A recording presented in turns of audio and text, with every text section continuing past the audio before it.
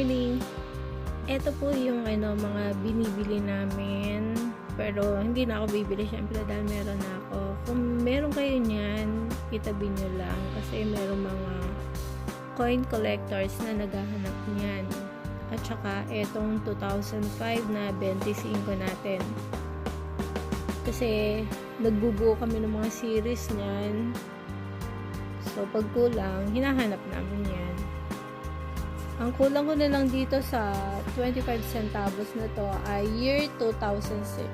Yun na lang po kulang ko. Kung meron kayo niyan, PM na lang po ako.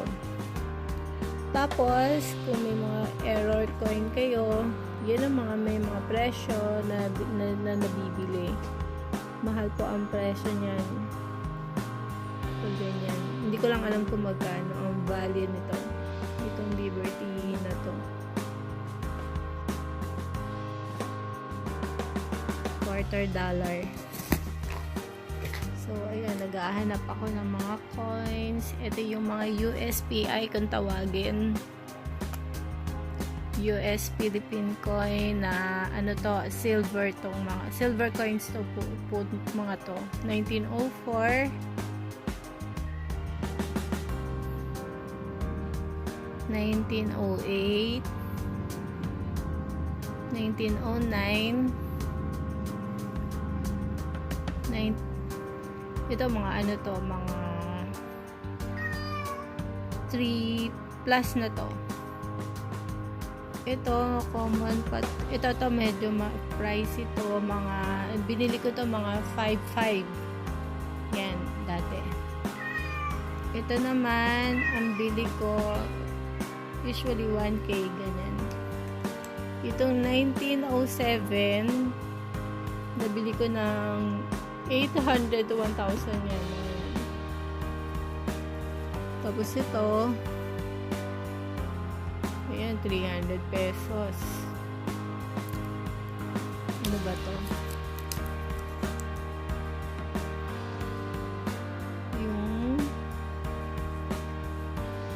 dekada ng kultura.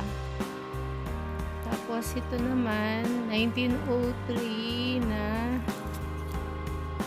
10 centavos. Nabili ko siya sa auction ng magkano ba? Walang nakalagay na presyo. Nakalimutan ko na kasi.